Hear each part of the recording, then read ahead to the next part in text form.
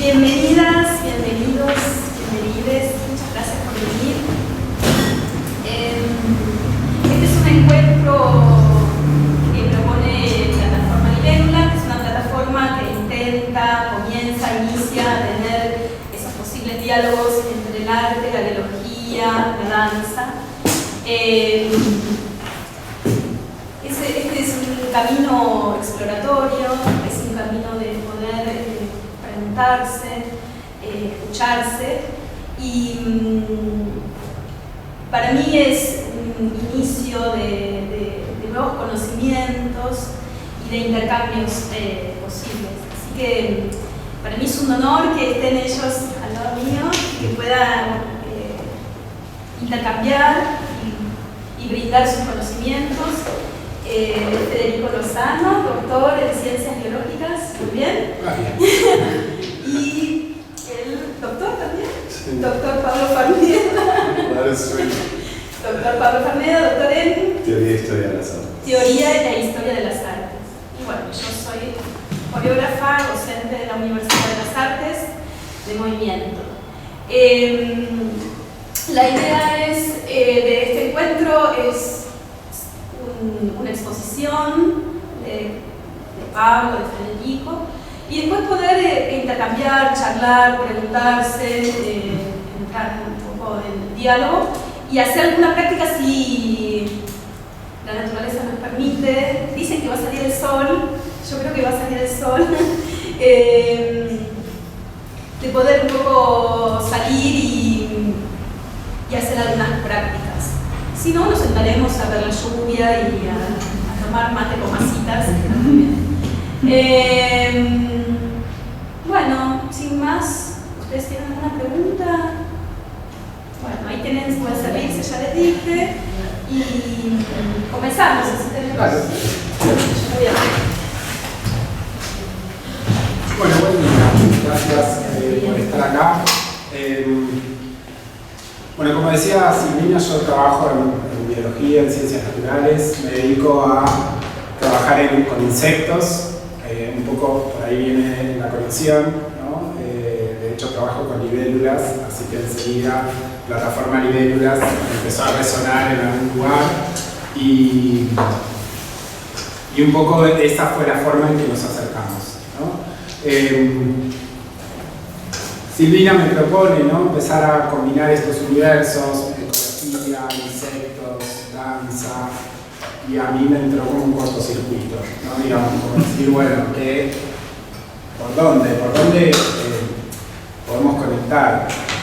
Sobre todo porque yo en algún punto también me dedico al arte, soy actor, y son como dos personalidades diferentes, ¿no? Una es mi personalidad de actor y otra de científico, ¿no? Es como que de hecho son formas de abordar esos mundos que me habitan distintas, ¿no? Entonces esta conexión para mí era un desafío. Y dije, bueno, ¿por dónde arranco? Y arranco por lo que más confianza tengo, que son las cuestiones teóricas vinculadas con la ecología y con la biología, ¿no? Entonces, siempre soy medio como un militante de este concepto de biología, ¿no? Digamos, es un concepto que es medio difícil porque viene de la física y habla sobre el desorden del universo, ¿no? Digamos, esta idea de que el universo está en permanente desorden, ¿no? Y a mí me parece que es un concepto unificador de la biología e incluso de la danza y del movimiento.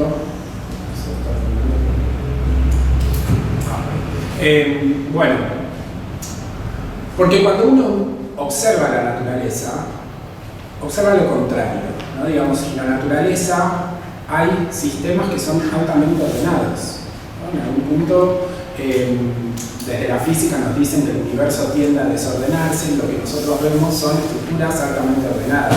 De hecho, si pensamos en personas, son estructuras ordenadas, brazo, cabeza, en una posición en un lugar particular, y no van por la vida desordenándose, se le van cayendo partes y se van desordenando.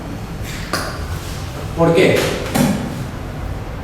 Por la vida, digamos, en el sentido de que la vida consiste en invertir energía para mantener ese orden, ¿no? Entonces, desde la ecología y desde la biología, lo que estamos estudiando son esos mecanismos a través de los cuales invertimos energía para mantener ese orden, ¿no? Y un poco eso también resuena en lo que es el movimiento y en lo que es la danza. Estamos invirtiendo energía para generar movimiento, ¿no? A partir de este concepto surge la idea de pensar sistemas biológicos, ¿no? Y digamos un poco este es el cruce que quiero establecer. Al principio va a parecer un poco muy técnico, pero después van a ver que va a haber un cruce, ¿no? Digamos, a partir de este paradigma, ¿no? De que hay sistemas biológicos, ¿no? Un sistema lo podemos definir como un conjunto de partes que están relacionadas entre sí, que funcionan como una unidad, ¿no? Uno cuando ve un sistema ve algo que funciona, pero si tuviese una lupa para ver el detalle de ese sistema, vería partes que están relacionadas y que están intercambiando materia y energía para que eso funcione. En ecología tenemos un sistema de organización de la materia que se llaman sistemas biológicos o niveles de organización. Los conocen seguramente, aunque sea de la escuela primaria y secundaria, átomos, moléculas, células, ¿no? Son niveles de organización, ¿no? Digamos, una molécula es un conjunto de átomos. En este sentido, es muy interesante porque estos sistemas o niveles de organización son sistemas jerárquicos y además tienen otra característica, es un sistema inclusivo, cosa que no es tan común, ¿no? Los sistemas jerárquicos que podemos conocer o manejar no tienen nada inclusivos, ¿no? Por ejemplo, si pensamos en sistemas, no sé, laborales, hay jefes y hay empleados, y son categorías excluyentes, ¿no? Este sistema particular de organización es inclusivo, es decir, que un nivel superior incluye a los niveles inferiores. Entonces podemos pensar que una molécula es un conjunto de átomos, lo cual resuelve un montón de cosas porque empieza a ser muy fácil definir las cosas, ¿no? Es decir, bueno, es una célula que es un conjunto de moléculas. Si uno sabe la lista y sabe el orden, es fácil la definición, pero nos genera una complejidad, ¿no? Digamos, que hace que ese nivel no sea simplemente la suma de las partes. Digamos, si yo pienso en una molécula, ¿qué hace que esa molécula no sea simplemente un conjunto de átomos y tenga otra entidad, ¿no? Digamos, a mí me gusta trabajar con imágenes, ¿no? Y a veces imágenes un poco fuertes, pero digo, si pensamos, voy a la carnicería y compro un cerebro, un estómago, un riñón y lo pongo en una bolsa, no tengo una vaca, ¿no? A pesar de tener sus partes. Entonces, ¿qué hace que ese conjunto de partes sea otra cosa diferente, que tenga otra entidad? Y ahí aparece uno de los conceptos centrales que va a tener esta charla, que es el concepto de propiedades emergentes, ¿no? Digamos, en cada nivel aparecen características particulares que hacen que ese nivel tenga una identidad propia, ¿sí? Vamos a retomar este concepto en un ratito, ¿no? Pensando que hay propiedades de distintos tipos, estructurales, referidas a la forma, y funcionales, referidas a la función, ¿sí? Vamos en esta diapositiva, a ver si se ve.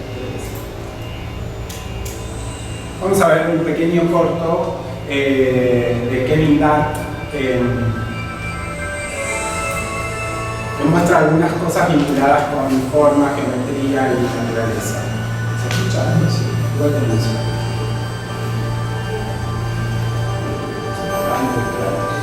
Sí.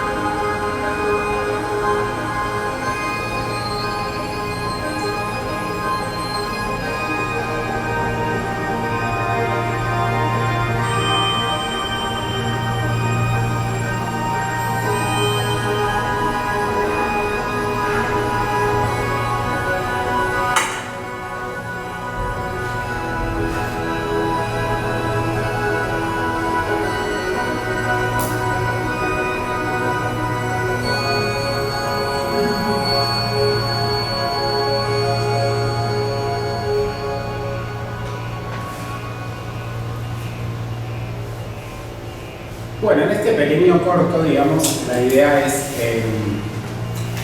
ver formas, ¿no? Digamos, están representados distintos hitos de avances tecnológicos y de cuestiones vinculadas con la naturaleza, pero lo interesante, para esta charla al menos, es esta representación a partir de formas geométricas simples, ¿no? Digamos, empezamos a reconocer en esa en la naturaleza hay formas geométricas comunes, ¿no?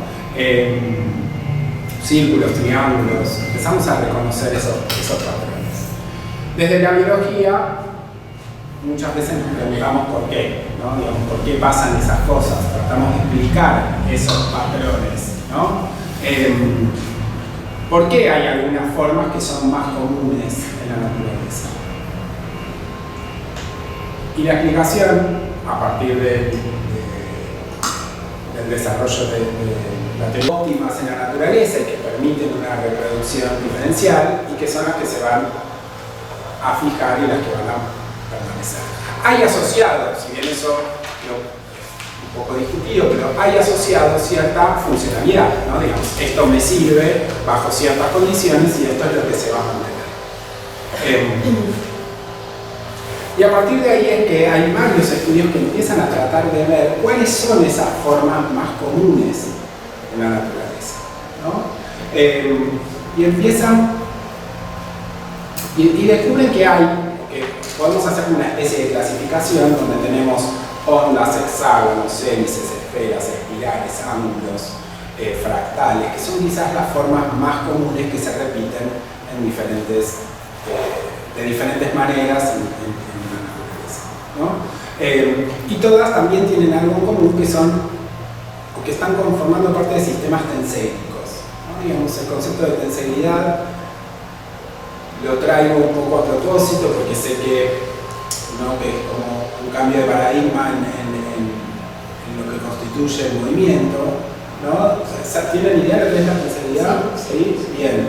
Entonces, podemos empezar a pensar que estas formas son óptimas en el sentido de que estas relaciones de tensión y de compresión permiten ser óptimas bajo ciertas circunstancias, ¿no?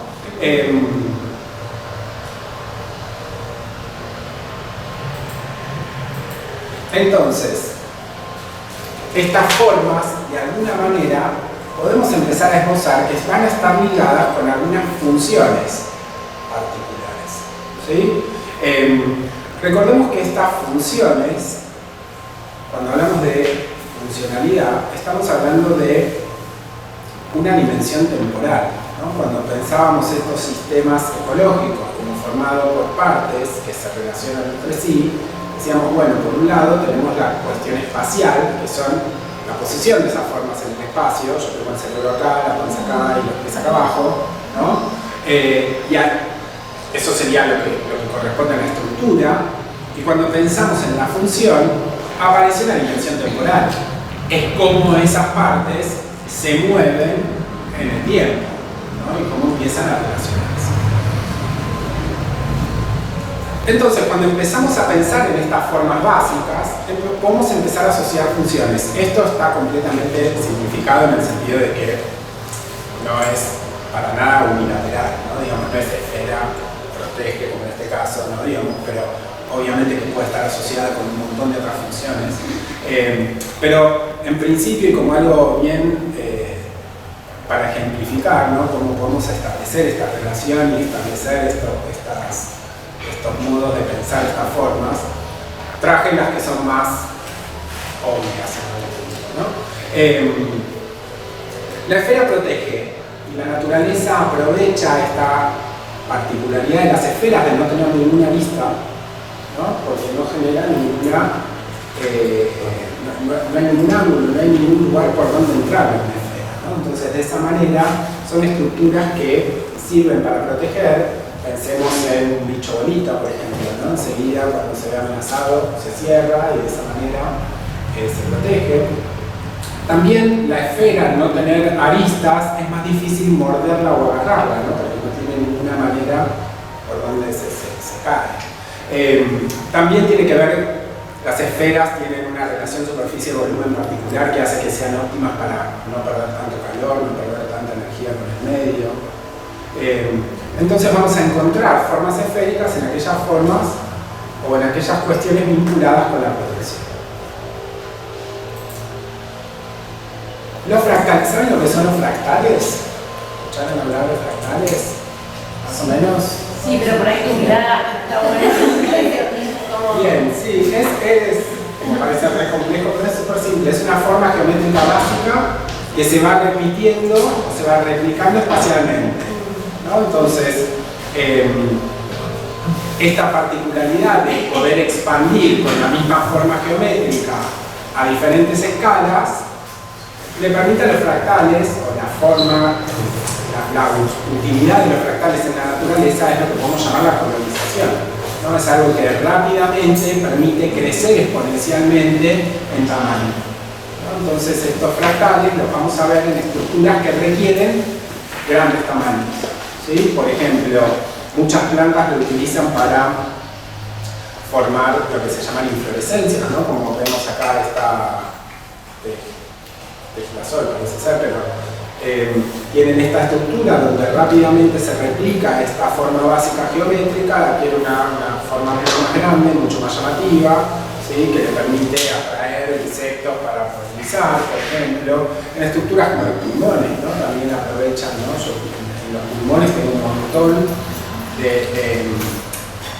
una estructura enorme, comprimida en un lugar muy pequeño, ¿no?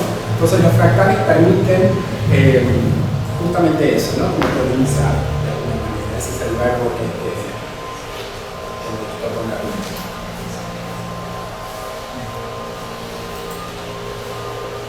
Espirales, ¿no? Digamos, cuando pensamos en espirales, piensen en una estructura que es un solo plano, ¿no? Digamos que está enrollada sobre sí misma, ¿no?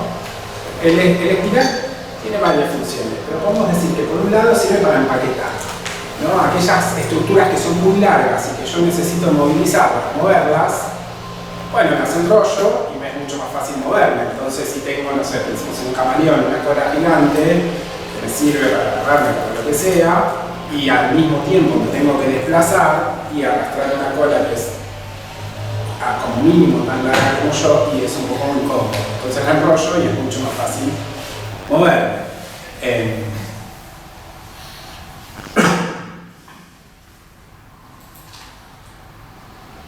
La hélice es similar, pero ¿qué diferencia tiene con una espiral? ¿Tiene idea? Sí, en vez de ir hacia un núcleo. Exacto, digamos, es más tridimensional, si lo pensamos, ¿no? Como esta hélice estirada en el espacio, ¿no? Digamos, es como esta idea. ¿Para qué sirven las hélices? Bueno, para más que nada. Obviamente que hay un montón de otras funciones, pero si uno piensa, incluso desde el movimiento, ¿no? Estas cosas así sirven como para amarrar, ¿no? Digamos, hago este movimiento y es para agarrarme, ¿no? Digamos, ahí les puse algunos ejemplos que no tienen mucho que ver con el agarre, ¿no? Como el ADN, que es tipo quizás la típica doble hélice, sirve un poco para también empaquetar.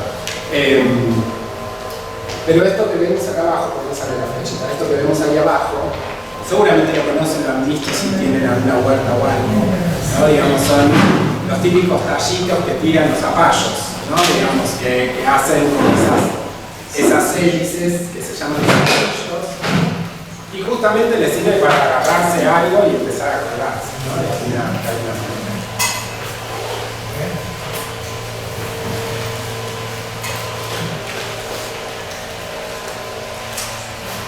Los ángulos, ¿para qué sirven los ángulos?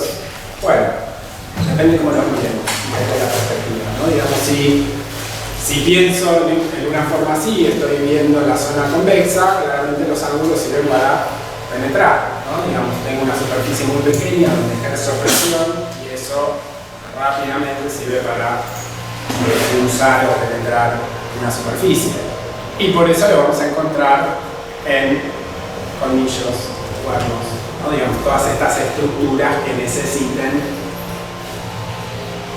penetrar algo, ¿no? Digamos. Y dije que era una cuestión de perspectiva, porque si lo vemos así, digamos, estos ángulos forman una especie de embudo de contención, ¿no? Digamos, también. Entonces son estructuras que permiten contener, acumular en alguna instancia, ¿no? Proteger, sí, también, digamos, porque justamente aprovechar la protección en los ángulos es muy interesante porque aprovecha esta cosa dual, ¿no? Por un lado te contengo, pero por otro lado me defiendo si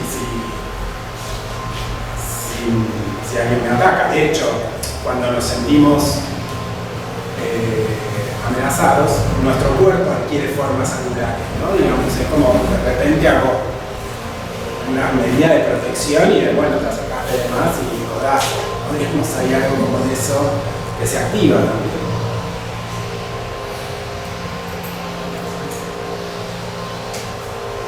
Ondas, movimiento, ¿no? Digamos, movimiento en el sentido de traslación, me estoy refiriendo, ¿no? No en el sentido amplio de la palabra movimiento. Las ondas se usan para trasladarse, generalmente. Hay muchos organismos usan movimientos ondulantes de su cuerpo para desplazarse, ¿no? Ya sea en ondas en sentido lateral o ondas en sentido vertical, ¿no? Eso genera desplazamiento.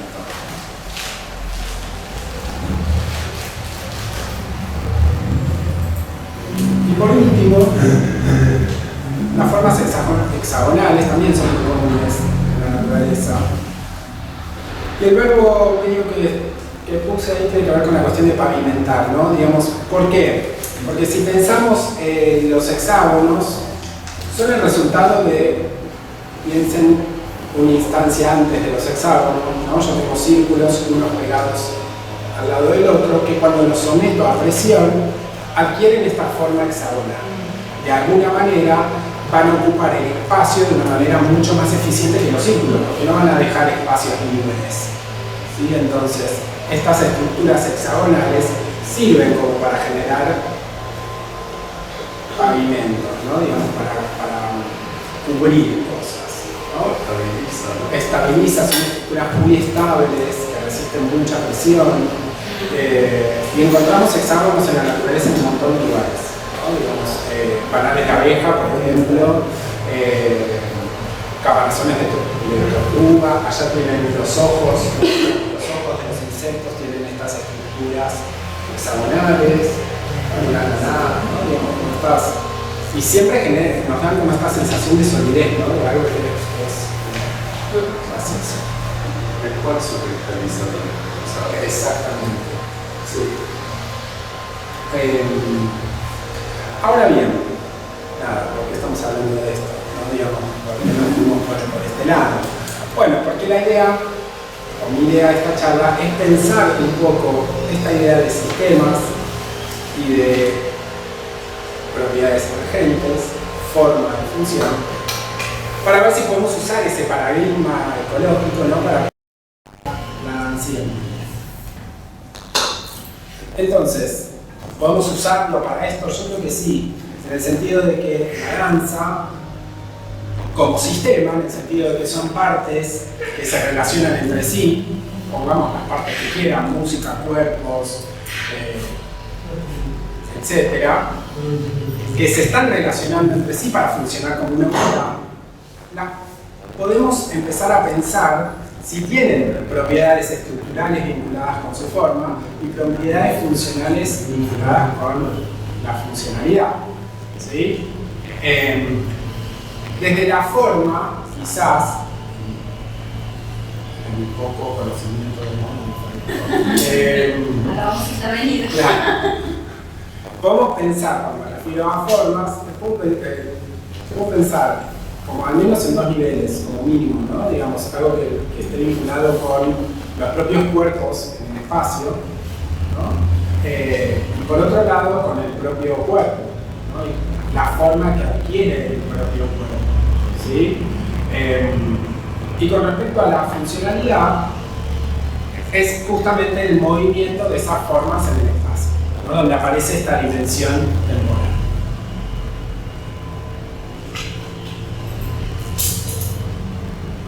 ¿Cómo se puede pensar entonces este movimiento en el espacio, ¿no? Digamos, quizás también diferentes escalas, ¿no? Algo que también es muy interesante, ¿no? Esto de trabajar en diferentes escalas, es un poco la manera que tenemos de trabajar en ecología. Todo el tiempo estamos pensando en diferentes escalas, ¿no? Digamos, entonces, acostumbrarse a ese pensamiento, ¿no? En muchos niveles es también algo que podemos pensar en común. Pero desde el movimiento lo podemos pensar como desde el propio cuerpo del bailarín, como una mirada del bailarín o la bailarina, como desde una mirada bien propioceptiva, ¿no? Pensando en, ok, bueno, ahora se mueve el cerrato y entonces la pelvis hace esto, qué sé yo, digamos, como empezar a pensar eso, ¿no? Incluso podemos ir más fino, ¿no? De bueno, cómo circula la sangre, cómo se, ¿no? Digamos, como toda una mirada propioceptiva, o una mirada exteroceptiva, en relación con el entorno. Y acá aparece otra palabra muy ecológica y biológica, que es entorno, ¿no? Digamos, el medio ambiente, ¿qué es el ambiente, ¿no? Desde el punto de vista ecológico. Y un poco también filosófico, ¿no? Digamos, uno suele tener dos palabras un poco distanciadas, es ambiente y naturaleza, ¿no? Digamos, cuando, bueno, no están tan distanciadas, incluso hay muchas corrientes que piensan que ambiente y naturaleza son sinónimos, ¿no? Digamos que un poco esta visión distanciada que tenemos de que el ambiente es una cosa y la naturaleza está allá a lo lejos y es algo prístino y hermoso que no vamos a alcanzar nunca, tiene que ver con este distanciamiento que se produjo culturalmente de encontrarnos en ciudades que están alejadas del entorno natural, ¿no? Y que de hecho le dan la espalda a ese entorno natural. Una visión más actual de eso es que no, que en realidad esto que está acá en las ciudades son parte de esa naturaleza, ¿no? Digamos, y un poco ahí viene la idea de la biología, pensar en el medio ambiente, en la naturaleza, como todos estos componentes físicos, que puede ser el aire, el agua, el suelo, ¿no? Componentes biológicos, plantas, animales, incluso componentes socioculturales, ¿no? Digamos, las otras personas que nos rodean son parte del entorno. Entonces, cuando empezamos a pensar desde esa perspectiva, el entorno, para el movimiento, insisto, adquiere otra dimensión, ¿no? Digamos, el entorno no solamente es dónde estoy, sino también con quién estoy, ¿no? Digamos, eso me parece como interesante. ¿Cómo percibimos ese entorno? Bueno, órganos de los sentidos, básicamente. Eso es lo que nos comunica con esa, eso es lo que nos permite esta relación exteroceptiva, ¿no? Digamos, vincularnos con ese entorno. En principio, bueno, los 5 órganos de los sentidos, vista, oído, olfato, tacto, gusto. Hay otras formas de pensar los sentidos. Ahí les puse una, ¿no? Digamos, los 12 sentidos de Steiner, que tiene una serie de sentidos vinculados con la percepción del mundo, otras con la percepción de la propia interioridad y otros con la percepción de la interioridad de la persona. Pero independientemente de dónde nos paremos para pensar los sentidos, son los que nos permiten vincularnos con el entorno e incluso movernos en ese entorno, ¿no? Porque vamos a establecer estas relaciones. Y para eso que tenemos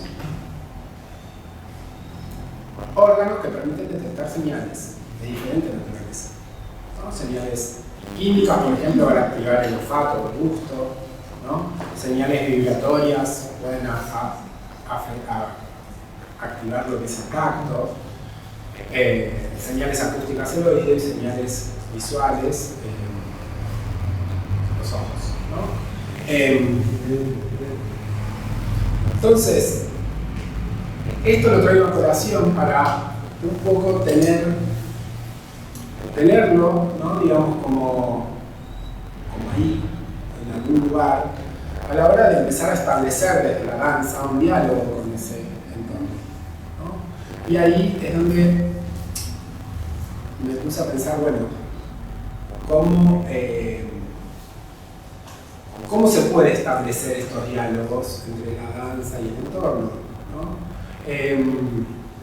También, esto es como un boceto, ¿no? Y algo muy simple. Y en principio se me ocurrieron como estas perspectivas, ¿no? Digamos, por un lado, usar a la naturaleza como si fuese un espacio escénico, ¿sí? O incluso como música, ¿no? Ahora hay una tendencia bastante interesante a pensar paisajes sonoros, ¿no? Digamos, ¿escucharon hablar de eso alguna vez? Bien. Incluso desde la biología y desde la conservación, ¿no? La idea de que las actividades antrópicas afectan el entorno, lo afectan de una manera sonora también. Justo ayer Silvina me compartió una pequeña charla de un músico que trabaja en problemas de conservación y que él decía, bueno, se había dedicado a filmar, ¿no? una especie de bosque donde habían hecho una intervención, creo que habían talado algunos árboles, se habían hecho una modificación antrópica para un emprendimiento. Y desde como un análisis paisajístico no se observaban tantos cambios en ese entorno, ¿no? Digamos, entonces decía, bueno, esta actividad no generó impactos tan graves en el entorno natural. Pero lo que hizo este señor fue, tenía paisajes sonoros previos a la modificación y posteriores a la modificación y se observaba un cambio enorme, ¿no? Digamos, como que un poco el legado de esa charla de decir, bueno, okay, una foto, ¿no? Una foto de ese paisaje vale más que 1.000 palabras, pero un paisaje sonoro vale más que 1.000 fotos, ¿no? Un poco como esa relación, ¿no?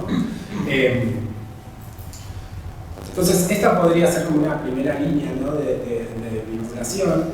Otra, lo que podríamos llamar como biomímesis, en algún punto mimetizarlo con ese entorno, copiar algunas particularidades de movimiento, ¿no? Digamos, respecto a la naturaleza. Y ahí abajo puse, entre comillas, algo que podríamos llamar ecodanza, ¿no? Que no sabemos qué es, tipo, que es una tercera manera de vincularnos, que no sabemos cuál sería, ¿no? Por suerte. Por suerte, claro. Bueno, acá algunos ejemplos, un poco de lo que estábamos hablando recién. Este es un paisaje sonoro de algo que hablaba, pero no voy a pausar porque si no, no tiene sentido. Esto es un poco lo que hablábamos recién, ¿no? Esto es un paisaje sonoro de un arrecife de coral sano versus el mismo arrecife no sano, destruido básicamente.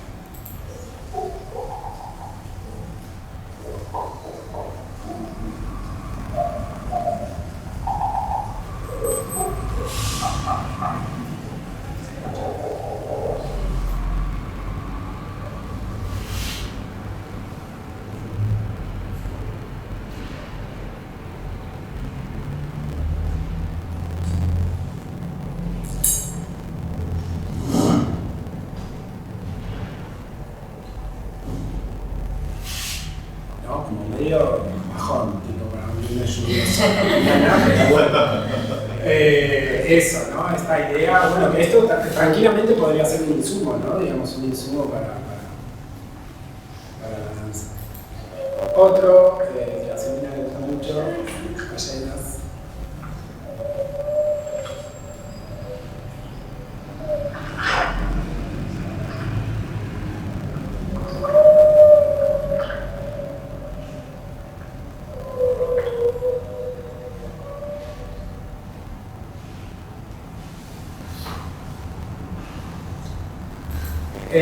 También se puede usar, bueno, la naturaleza como espacio escénico, ¿no? Un lugar donde bailar, y es siempre muy lindo. Algo de lo que me refería con la biomímesis, ¿no? Algo de lo que charlamos de la biomímesis, todo acá. Saqué unas imágenes de unos fragmentos de una obra que se llama Botánica, de Michael Curry, ¿no? Digamos que trabaja esta estética de Momics, ¿no? ¿Cómo? Momics. Sí, exacto.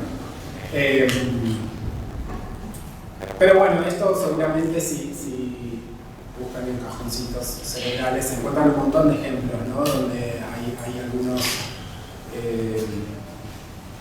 había un proyecto que se llamaba Insectos, ¿no? que hacía como que los bailarines imitasen los movimientos de diferentes insectos o diferentes... son cosas muy interesantes.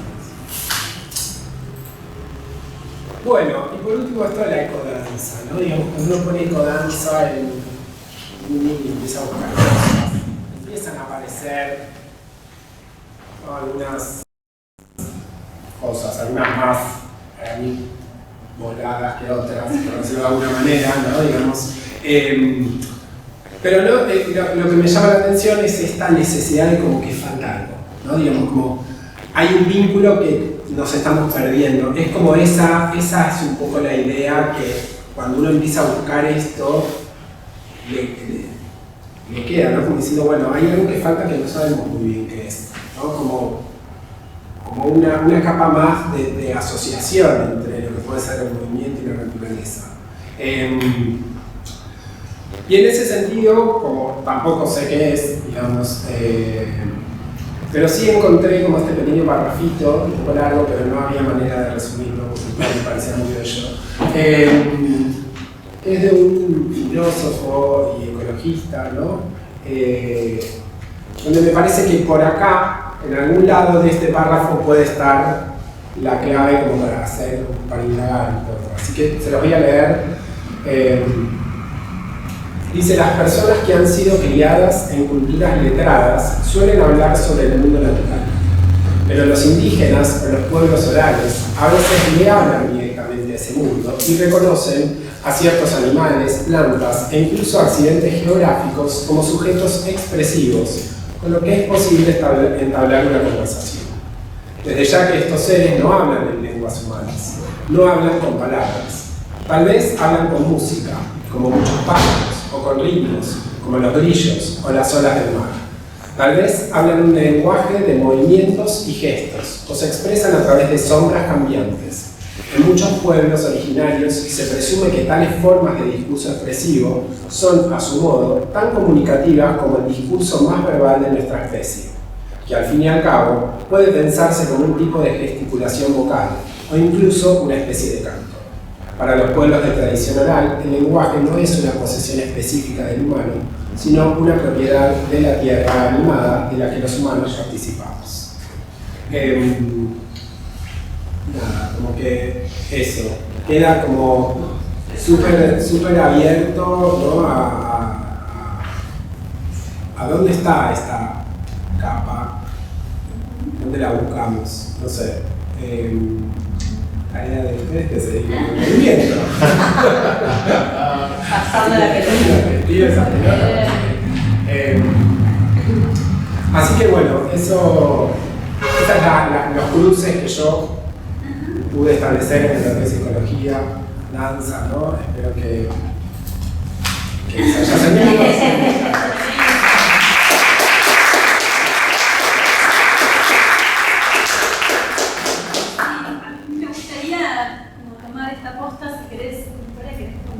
Para incluirles a todos, como charlar así, hacemos también como el link después con Pablo, de ahí tomar la posta nosotros y preguntarnos qué es lo que nos resuena en nuestro campo, ¿no? Yo incluiría también algo en relación a los procesos creativos, procesos de creación, ¿no? De hacer. Y pensaba estuve escribiendo algunas cuestiones y me gustaría que ustedes puedan ver en qué pueden resonar en sus propias actividades.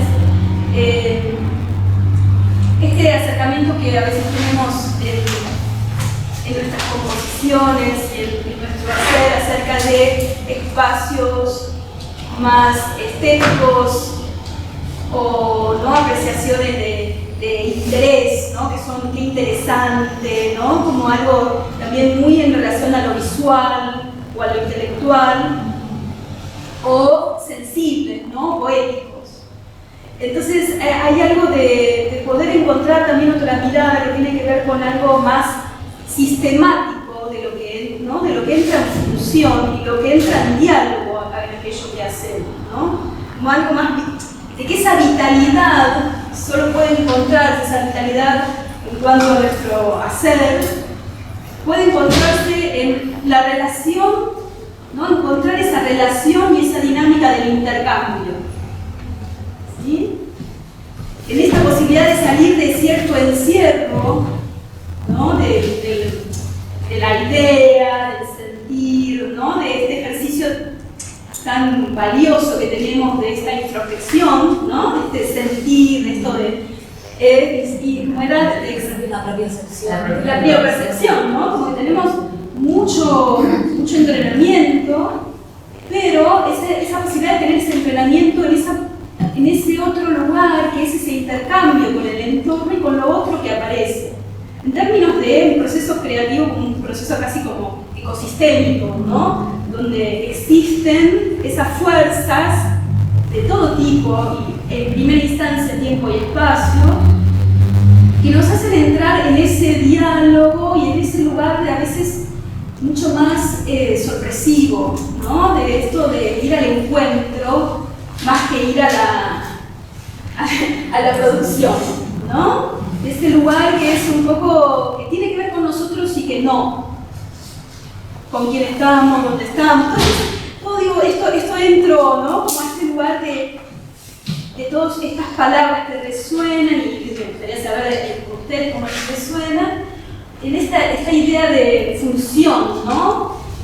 Miren, no quiero una función, ¿no? ¿Cómo entra en funcionamiento esta idea de las propiedades emergentes, las fuerzas emergentes que suceden, ¿no? Digo, que no verlas como estancos, ¿no? O una cosa encima de la otra, todo lo que vamos haciendo. Un ejemplo muy simple, bailo y pongo música, ¿no? Como me pongo un vestuario, ¿no? Sino como entender esto como una oportunidad de entrelazar y ver qué potencias pueden intercambiarse. ¿Sí? Esto es como si fuera una nueva ruta de mirada y de entendimiento y de escucha, ¿no? Y me parece que ¿no? Esto de poder entender y conocer y tener información acerca de dónde vivimos, ¿no? Cómo son los sucesos naturales y orgánicos. ¿Está bien así? Vos corregime, no, qué miedo. Los sucesos orgánicos y naturales es ahí donde podemos encontrar esa fuerza, ¿no? Y ahí voy a quedar con las fuerzas naturales, ¿no? Hay algo de pescar y encontrar una fuerza natural, una potencia, y ahí es donde el artista tiene esa herramienta y esto que sabe hacer, que construir. ¿Qué va a construir con eso?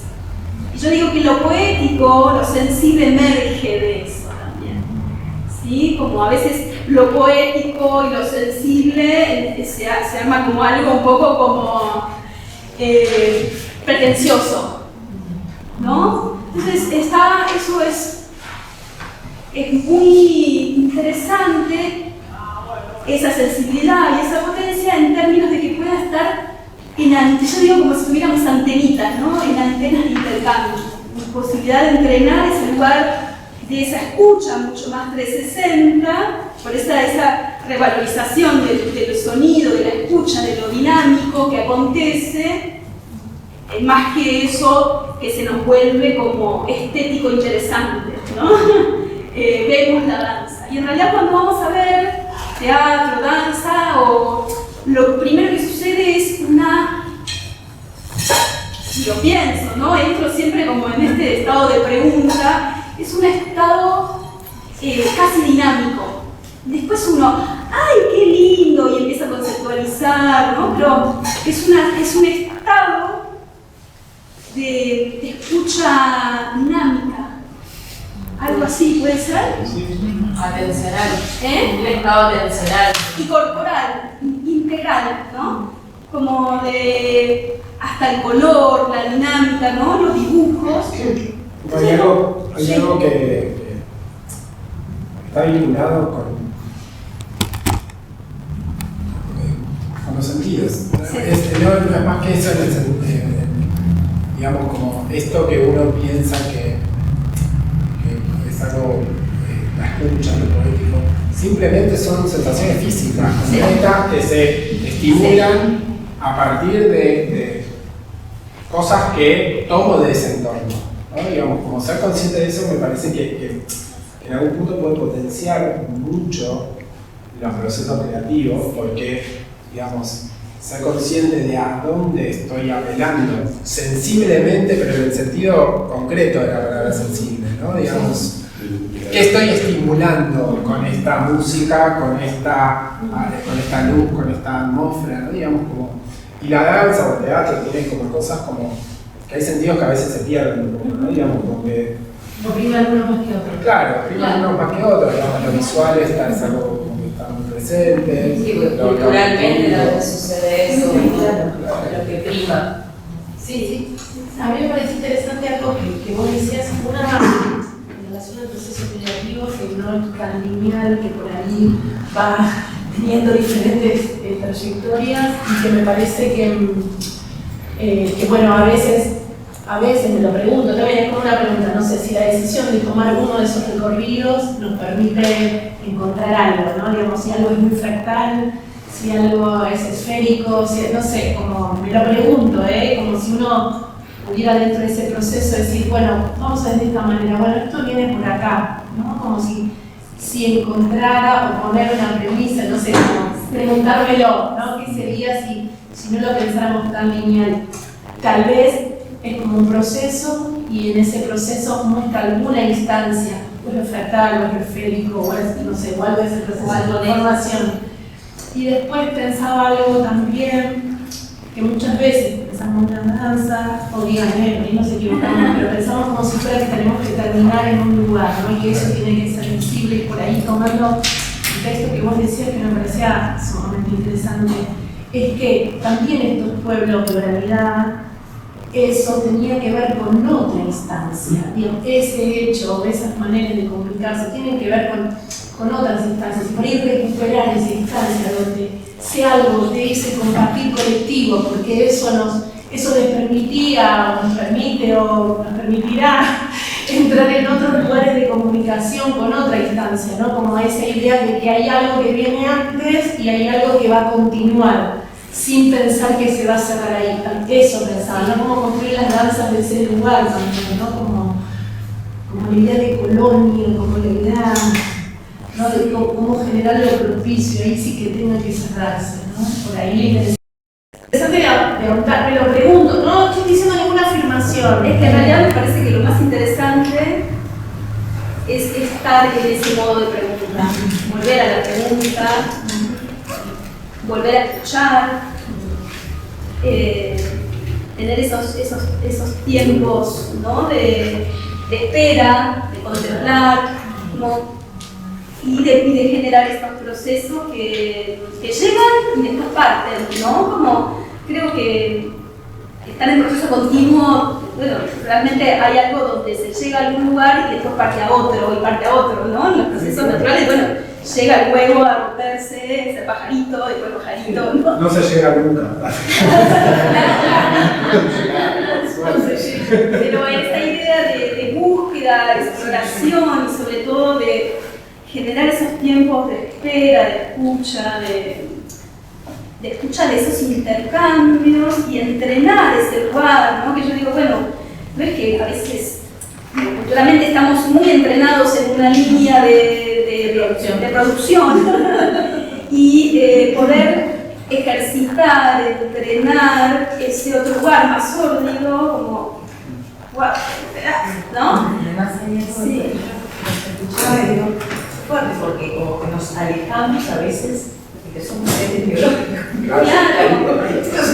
Como cómo nos construimos, no sé nada, como lo manejamos nosotros, pero alejados totalmente de que esto, de que somos fractales, de que tenemos todas esas funciones que vos nos traías. Bueno, estamos pensando cualquier cosa. No, y es muy interesante. Hay algo que creo que es algo de la filosofía, algo que nos pasa como culturalmente, ¿no? Como funcionamiento filosófico de dónde nos pensamos, desentramados totalmente, de que somos un punto en este ecosistema que siempre los seres humanos arrasamos. O como cuando vos mostrabas los dos tipos de entornos, ¿no? En los corales ese video es fuerte, ¿no? Como el entorno posibilita o Claro, no sé, como sutil. A mí me impactó esto, ¿por qué no nos cuesta tanto ver al, no sé, al pájaro, a la tortuga, a la estrella, totalmente, a la piedra, entramado, ¿no? Todavía, 2023, necesitamos esta charla para sacudirnos. No, hay algo de. Me venía mucho la idea de ligar los sentidos y la percepción sesgados por nuestra historia, nuestro contexto y nuestros hábitos, o sea, las formas que inculcamos de pensamiento y las ideas que lo respaldan, que no son, que están en nuestro entorno. Y una vez que sabemos que nuestra percepción está sesgada por todo eso, abrimos una ventana de oportunidad. Digo, que necesitas tiempo y animarse a un cierto despojo de esos hábitos. Y hay distintas prácticas que se proponen desde las somáticas, abrir espacios de darse cuenta y dejar de hacer desde ese saber adquirido para ver qué pasa. Y lo que va a pasar es algo muy cercano a lo que estamos acostumbrados, solo un poquito diferente. Pero eso ya lo hace nuevo. O sea, no es que tenemos que reinventar todo. O sea que no está tan lejos de una posibilidad real y sin tanto miedo. Yo pensaba como, sí, ponemos los sentidos al servicio de la danza, los sentidos exteroceptivos y propioceptivos que conforman una unidad de percepción, no se pueden separar. Y estos propioceptivos y exteroceptivos y también sensoreceptivos, no sé cómo se dice. Y entonces con estos saberes un nuevo estado para ir a bailar. Y lo que recién decía la negra de esto de empieza antes y no sabemos cuándo termina, o el diálogo de los pueblos originarios, que vivían en el diálogo permanente con la naturaleza, es que ¿dónde está el borde de nuestra búsqueda, no? Entro al estudio de danza y hay un borde, no. Paro de trabajar cuando salgo, tampoco, ni cuando hago el desayuno. Entonces empezar a pensar así para que la vida y la danza no sean algo tan distinto, me parece que, bueno, pero por ahí nunca paro de trabajar. Y no, la verdad que no. Pero ¿cuánto me pesa? Algo así, pensaba. Y yo trabajo en particular con una danza social, digamos, gente que no tiene una vocación de todo el tiempo destinado como trabajo o búsqueda, sino a veces tienen una llegada ahí más como de descanso de su vida o de corte. Y me siento en una situación muy afortunada de acercarle la danza a la vida. Y cuando salen de bailar y se vuelven a su vida, algo sigue resonando ahí necesariamente. Entonces, no conozco mucho de cómo es el objetivo escénico, pero me reinteresa fortalecer uno con el otro, que a veces queda muy afuera de lo escénico. Bueno, yo quiero decir que además soy bióloga y hice un doctorado en ecología y también, o sea, después de ese largo periodo ya bailaba mucho y después ahora me dedico a la danza. Y entonces me interesa mucho todo esto, me tiene muy pensando. Me parece que yo pensaba también como sumarle algo por ahí personal en relación a una pequeña investigación en relación a lo sensorial también como ay, me cuesta muchísimo explicarlo. Por ahí a los órganos femeninos, ¿no? Mayormente somos mujeres las que bailamos y hay algo vinculado también a lo corporal, a lo biológico, orgánico y sensorial también en relación a los úteros, como a lo interno, muy interno y externo, y en relación a cómo poder contar algo que es tan lo voy a sintetizar. Las mujeres, los óvulos que generan a los seres humanos se forman en un feto a las 6-8 semanas.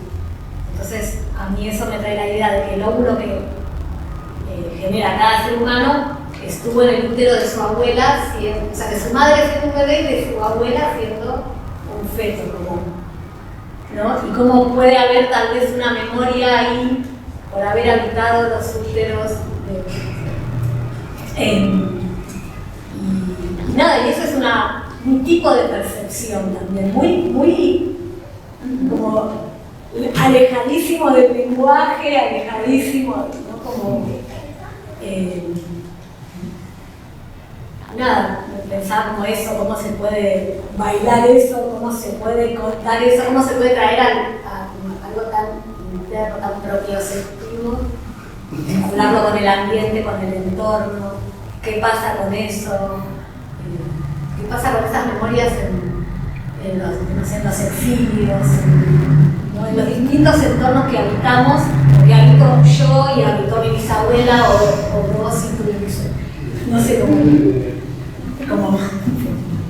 pero bueno, tiene como de alguna manera esto de pensaba también en el útero como vos traías lo de las formas, como contenedor, ¿no? Como esto bueno, algo de el sistema reproductivo femenino. Solo para ponerlo en relato, algo que estás diciendo, o sea, una parte mía ya estuvo en el útero de mi abuela. Claro. Mi abuela materna. La mitad de tu ser sería. Claro, o sea, estuvo en el útero de mi mamá, pero además estuvo en el útero de mi abuela materna. Claro, y algo de la biología, viste que ahí no lo tengo muy claro porque es algo que escuché hace poco y dije, no sé si lo voy a decir bien, el RN mitocondrial, así que es el que se usa para que los nietos recuperados puedan ser reconocidos por el ADN por sus abuelos. En realidad hay algo como de explicación científica de esto que yo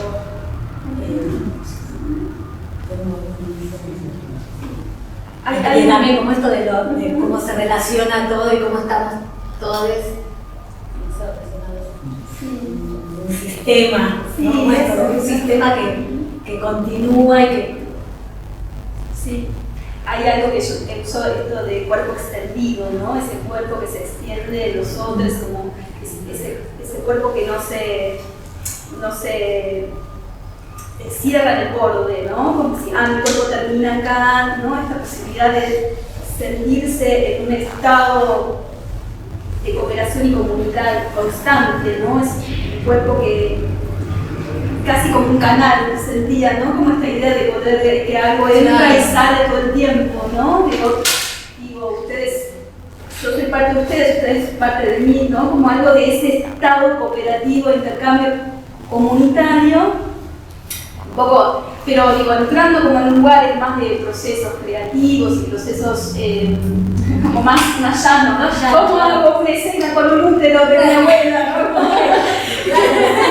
¿No? Como, claro, ¿no? Esto es encontrar esa idea de ese, con qué puede entrar en funcionamiento esa idea, ¿no? Con un sonido, con un texto, con un otro. Ahí es donde encuentro en ese proceso que nos pertenece, que es esta idea de poder hacer algo, un proceso colectivo, comunitario, de todo tipo, es ver cómo se producen esos funcionamientos e intercambios, con qué puede dialogar, con qué puede tensar, con qué puede, y encontrar en ese medio esa posibilidad, no en una cosa y la otra. ¿Se entiende? No esto con esto, sino qué existe y qué es lo que me interesa, y digo, cómo hacer visible ese invisible, ese espacio de la tenseguridad entre esos dos puntos que está tensando, que posibilita que algo se conforme. Lectura de eso que hay en el medio, que no se ve, que pensamos que una cosa y la otra, y la otra, y la otra, es qué está en potencia de esas dos cosas y cómo entran en contacto e intercambio. Y ahí entran en canales de dinámicas y movimientos enteros. ¿Se entiende? Entonces, hablar de esta escucha, de esta atención de qué propiedades emergentes tiene esto de lo que estoy hablando, y con qué es eso emergente, eso que está ahí alrededor, puede entrar en comunicación. Como para llevarlo un poco. Sí. No, por ejemplo, que ella ha dicho que pensó repentinamente en su abuela y en la gestación, en los órganos, en la feminidad de su abuela y que estaba un poco en él ahora. Y entonces, por lo menos a mí, me llevó a abrir el recuerdo actual de todo eso como una gran pregunta sensible, digamos. Ya ocurrió. O sea, eso que vos estás explicando nos puede haber ocurrido ahora. Y bueno, y ahí está más acá, ¿no? La cosa.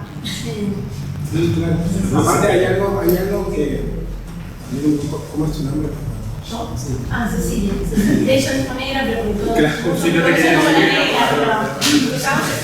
mantengamos la formalidad. Color negro. Claro, hay algo de lo que dijiste vinculado, ¿no? Con la forma que digo, un poco lo que también mencionaba ella, de cosas que pasan, ¿no? Digamos,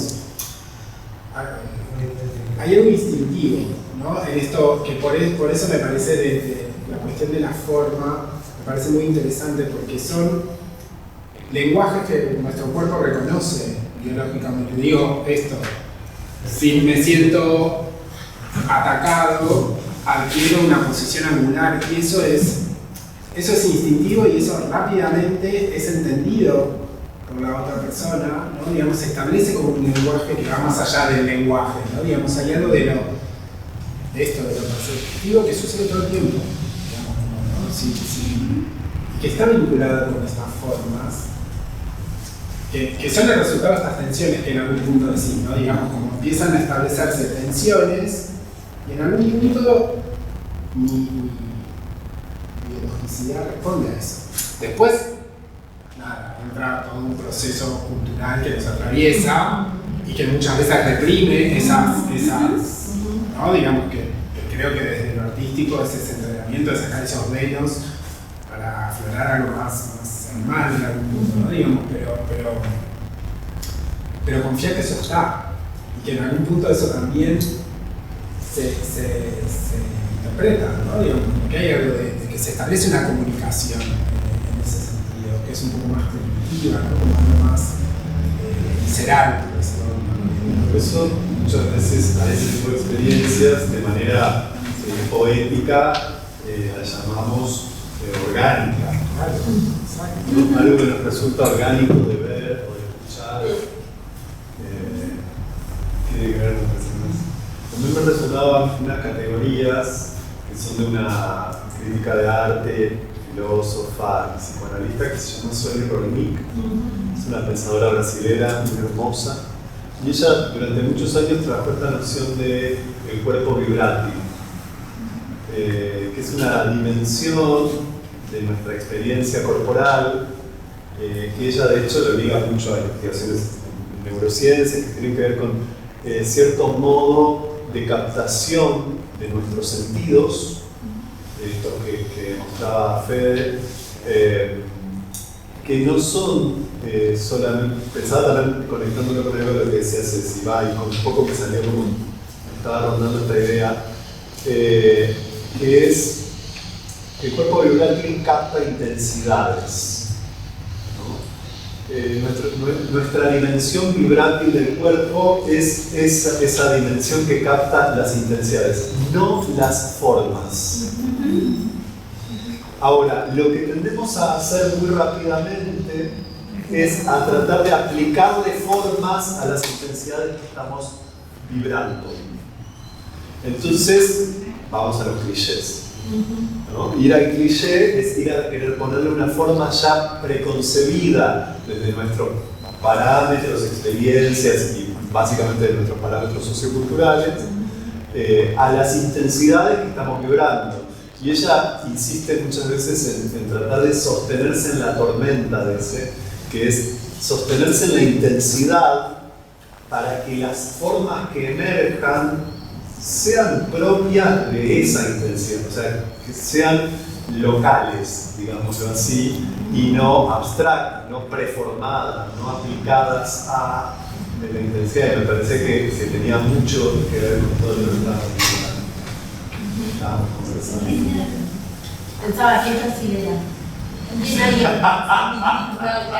No, pero pensaba de los pensamientos latinoamericanos en cuanto a experiencia del cuerpo con el espacio que tenemos, ¿no? Y con la potencia de nuestros territorios. Eso, digo, no me parece casual. Tal cual.